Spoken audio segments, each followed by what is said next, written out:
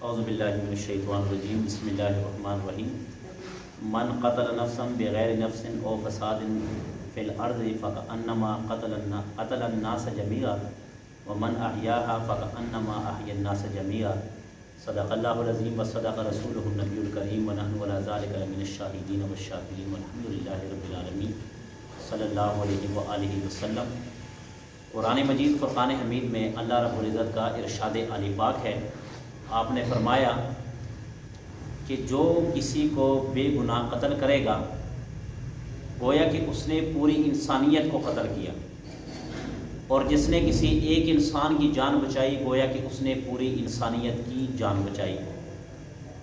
میں قرآن مجید فرقان حمید کی اس آیت کا سہارا لیتے ہوئے میں مخاطب ہوں جناب وزیر اعظم عمران خان صاحب سے۔ دست بدستہ گزارش یہ ہے، یہ چند دن پہلے کی بات ہے کہ تحصیل پور پاکستان کا ایک علاقہ ہے، اس میں میاں بیوی اور دو بچے خودکشی کر لیتے ہیں۔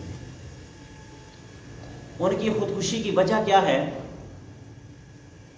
کہ ایک تو ان کے گھر کرائے کا تھا اور ایک 2 ماہ کا انہوں نے کرایہ نہیں دیا ہوا تھا۔ دوسرا یہ ہے کہ ان کے بچے کچھ چیزیں مانگ رہے تھے جس کی وجہ سے باپ ان کے خرچے برداشت نہ کر سکا، ان کی خواہشات برداشت نہ کر سکا، کہ انہوں نے کیا کیا کہ اپنے بچوں کو زہر دے کر مار دیا اور خود بھی زہر پی کر جاں بحق ہو گئے۔ حضرت ابوبکر صدیق رضی اللہ تعالیٰ عنہ بھی مدینہ کے والی تھے، مدینہ کے وزیر اعظم تھے۔ آپ دیکھیں کہ ریاست مدینہ میں اس وقت حضرت صدیق اکبر رضی اللہ عنہ کا کردار کیا تھا۔ حضرت صدیق اکبر رضی اللہ عنہ وہ وزیر اعظم کہ جن کی نظر سب پر تھی، اگر کوئی غریب ہے، کوئی امیر ہے، کوئی ماڑا ہے، کوئی تگڑا ہے، سب کی دیکھ بھال حضرت صدیق اکبر رضی اللہ عنہ کی ذمہ تھی اور آپ کی نظر سب پر تھی۔ آپ کے بارے میں لکھا ہوا کہ ایک بڑھیا تھی جس کا نہ خاوند تھا، جس کا نہ بیٹے تھے، کچھ بھی نہیں تھا، اکیلے ایک بڑھیا تھی۔ وہ ایک گھر میں رہتی تھی جن کی کفالت کرنے والا، جن کی خدمت کرنے والا کوئی نہیں تھا۔ حضرت صدیق اکبر رضی اللہ عنہ صبح صبح جا کر ان کے گھر میں جاتے تھے، خود وقت کا وزیر اعظم جھاڑو پکڑ کر ان کی گھر کی صفائی کر رہا ہے، خود اس بڑھیا کے پیشاب کو، اس کے کپڑوں کو صاف کر رہا ہے، اور اسی طرح ایک مٹکا تھا، وہ پانی بھر کر اس کے سامنے رکھ کر اس کو کھانا کھلا کر، وقت یہاں تک ہے کہ وہ بڑھیا کے منہ میں دانت نہیں تھے، بڑھیا کے منہ میں دانت نہیں تھے، وہ نوالا چبا کر نرم کر کے صدیق اکبر رضی اللہ عنہ ان کو منہ میں دیا کرتے تھے۔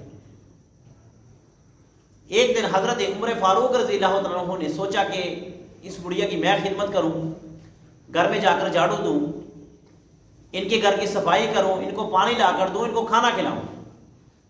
تو جب جا کر دیکھتے ہیں تو وہ پہلے ہی گھر صاف ہوتا ہے، پانی بھرا ہوا ہوتا ہے، کپڑے صاف ہوتے ہیں، بڑھیا کو کھانا کھلایا ہوتا ہے۔ آپ سوچتے ہیں کہ یہ کون ہوگا کہ جو آنے والا اس کی خدمت کرتا ہے۔ اب آپ گاز میں بیٹھ گئے، چھپکے سے بیٹھ گئے، جب دیکھا تو مدینہ کا وزیر اعظم اور مدینہ کا والی حضرت صدیق اکبر رضی اللہ عنہ تشریف لا رہے ہیں، اور گھر کا جھاڑو بھی دے رہے ہیں، گھر کی صفائی بھی کر رہے ہیں، بڑھیا کی خدمت بھی کر رہے ہیں، بڑھیا کے ٹانگے بھی دبا رہے ہیں۔ تب جا کر پتہ چلا کہ یہ تو حضرت صدیق اکبر رضی اللہ عنہ کی ذات ہے۔ اس واقعے سے مقصد یہ ہے، اب یہ ایک واقعہ ہے جس کو کیمرے کی آنکھ نے کیچ کیا اور وہ ہم تک پہنچی بات، نہ جانے کتنے ایسے لوگ ہوں گے جو روزانہ خودکشیوں پر مجبور، اپنے بچوں کو مارنے پر مجبور، اپنی جانوں کے خود قاتل، اپنی بیوی بچوں کے خود قاتل۔ وجہ کیا ہے؟ مہنگائی۔ وجہ کیا ہے؟ 2 وقت کا کھانا نصیب نہیں ہو رہا، غریب کی پہنچ سے باہر ہو گیا، اپنے بچوں کا پیٹ پالنا انتہائی دشوار اور مشکل ہو گیا۔ ایک ہی حل رہ گیا، وہ حل کیا ہے؟ خودکشی۔ اگر ریاست مدینہ کی بات کی جائے تو حضرت فاروق اعظم رضی اللہ تعالیٰ عنہ کے طرز عمل کو دیکھیں۔ آپ کا ایک عمل انتہائی خوبصورت اور انتہائی پیارا عمل تھا، اور آپ کا ایک قول ہے، آپ نے فرمایا کہ اگر دریائے فرات کے قریب ایک کتا پیاسا مر جائے تو اس کا پوچھ مجھ سے ہوگی۔ آپ کی ساری رعایا رات کو سوتی تھی، رات کو آرام کرتی تھی، رات کو مزے سے سوئے ہوتے تھے، اور یہ وقت کا وزیر اعظم ریاست مدینہ میں گلیوں کی چکر لگا رہا، پیسوں کے لیے نہیں، چندے کے لیے نہیں، کھانے کے لیے نہیں، صرف اپنی عوام کی خدمت کرنے کے لیے۔ آپ ایک جگہ سے گزرے، ایک خیمے سے آواز آئی، میاں بیوی پریشان ہے، رات کا وقت ہے، کس کو مدد کے لیے پکارے، کس کو خدمت کے لیے پکارے؟ فاروق اعظم نے بلائے اور کہا کہ کیا مسئلہ ہے، آپ کیوں پریشان ہیں؟ فرمایا پریشان اس لیے ہوں کہ میری بیوی درد حمل سے ہے اور اس وقت ان کے ہاں بچہ ہونے والا ہے۔ کس کو میں اس وقت آدھی رات میں اپنی بیوی کی خدمت کے لیے بلاؤں کہ آ کر میری بیوی کی خدمت کریں، اور جو تکلیف ہے اس تکلیف میں آ کر اس کا ساتھی اور مددگار بن جائے۔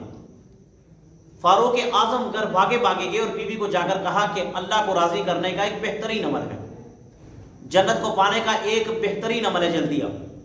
وہیں سے بیوی کو لیا، بیوی کو لے کر اس غریب خانے میں، اس میخانے میں، اور ایک جھونپڑی سی بنی تھی اس میں آپ کی بیوی اندر چلی گئی، اور جو مرد تھا وہ باہر آ گیا، وہ اور فاروق اعظم آپس میں باتیں کرنے لگے۔ حضرت عمر فاروق رضی اللہ تعالیٰ عنہ کی جو بیوی ہے وہ بطور دائیہ ان کی خدمت کر رہی ہے، وقت کی وزیر اعظم کی بیوی ان کی خدمت کر رہی ہے۔ میں یہ لفظ بار بار وزیر اعظم کیوں دہراتا ہوں؟ تاکہ یہ لفظ ختم ہو جائے کہ وہ تو وزیر اعظم تھے ہی نہیں، تاکہ یہ ذہنوں سے بات ہی نکل جائے کہ وہ تو صرف ایک چھوٹے سے معمولی سے قصبے کے والی تھے، بلکہ نہیں، 22 لاکھ مربع میل کے بادشاہ تھے وہ، 22 لاکھ مربع میل کے۔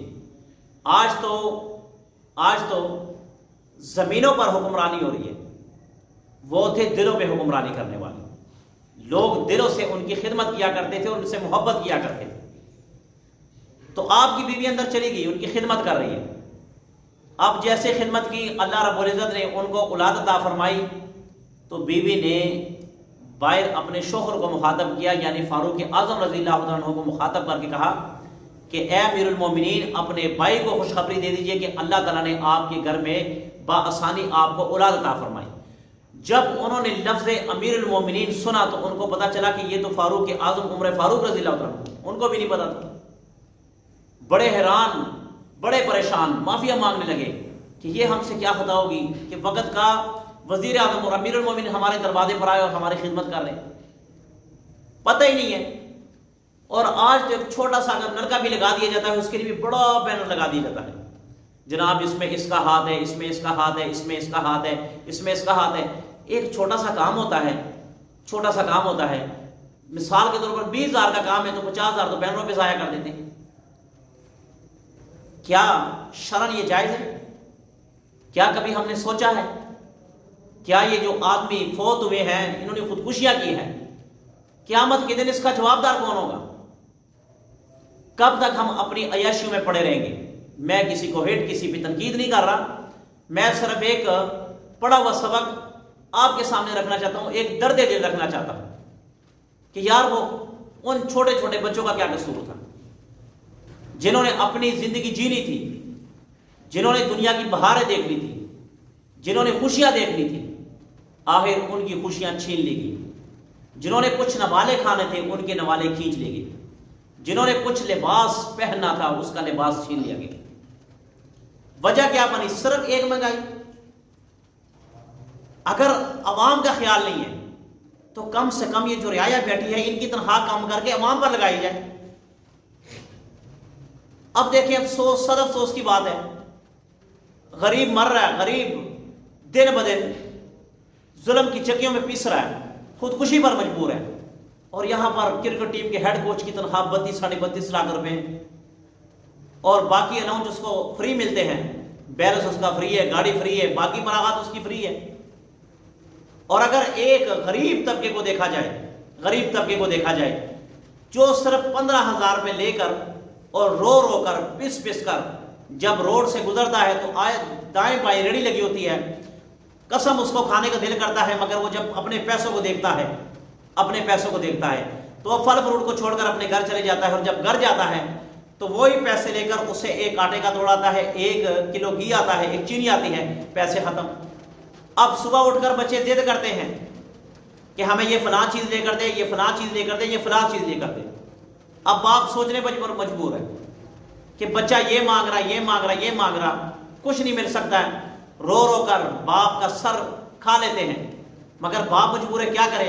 پھر باپ کے پاس صرف ایک حل ہوتا ہے، وہ ایماندار ہوتا ہے، نہ تو وہ چوری کرتا ہے، نہ وہ ڈاکہ ڈالتا ہے، نہ کسی کا حق کھاتا ہے، پھر وہ ایک ہی کام کرتا ہے کہ 150 خرچ کے باہر سے زہر لا کر خود بھی کھاتا ہے، اپنے بچوں کو بھی کھلا دیتا ہے۔ کیا ہم نے کبھی سوچا ہے قیامت کے دن جو بڑا ہوگا اس کی جو نیچے رعایا ہوگی اس کے متعلق اس سے پوچھا جائے گا۔ جو آدمی بڑا ہوتا ہے اور اس کے ماتحت لوگ ہوتے ہیں، اگر ان کے ساتھ ظلم ہو رہا ہے، اگر وہ ظلم کی چکی میں پس رہے ہیں اور وہ اپنی زندگی بربادیوں میں، ان کی زندگی بربادیوں کی طرف جا رہی ہے، تو اس سے پوچھا جائے گا کہ تم نے اپنی عیاشیاں نہیں چھوڑی اور یہ غریب ایسے مر گئے۔ کاش ہم سوچ لیں کہ یہ جو وزارت کی سیٹ ہے یہ صرف 5 سال کے لیے ملتی ہے، مگر اس کا جواب بہت مشکل ہے، اللہ رب العزت کو دینا پڑے گا۔ ہر ایک سے پوچھو گی، چاہے وہ کونسلر ہے، چاہے وہ چیئرمین ہے، چاہے اس سے بڑا ہے، چاہے اس سے بڑا ہے، سب سے پوچھو گی۔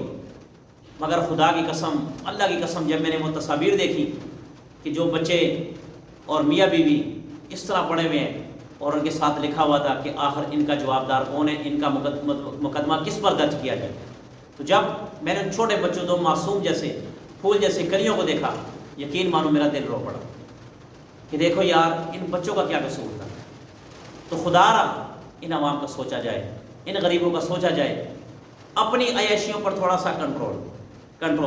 حضرت عمر فاروق رضی اللہ عنہ جب ریاست مدینہ قائم ہوئی تو عمر فاروق رضی اللہ عنہ کے دور میں قحط آیا۔ آپ کے گھر میں جو اونٹ تھے، آپ نے اپنے غلاموں کو کہا کہ جا کر اس کو مدینہ میں تقسیم کر دو، غریبوں کو، جس کو جو ضرورت ہے سب کو تقسیم کر دو، ذبح کر دو، جس کو گوشت چاہیے دے دو۔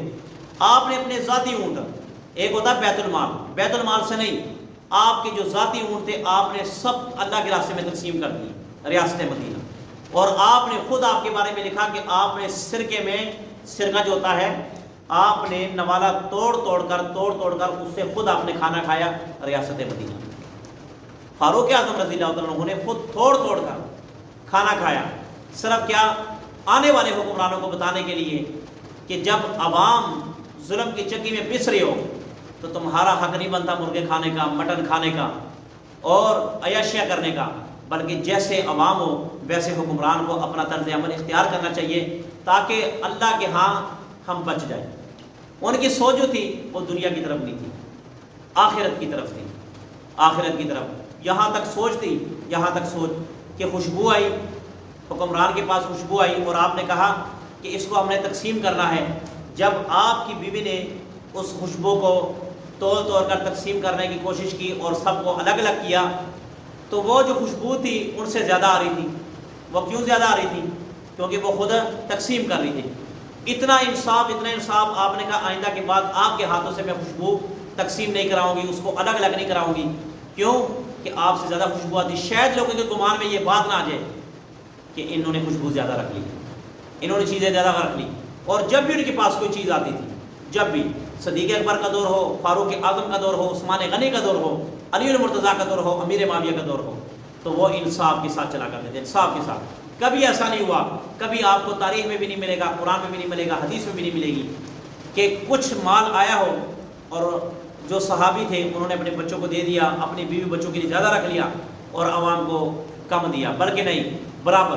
اگر خود کاٹن کا سوٹ لیا تو وہی غریب کو بھی کاٹن کا سوٹ دیا، اور اگر خود عمدہ سوٹ لیا ان کو بھی عمدہ، اگر خود چھوٹا سوٹ لیا ان کو بھی چھوٹا۔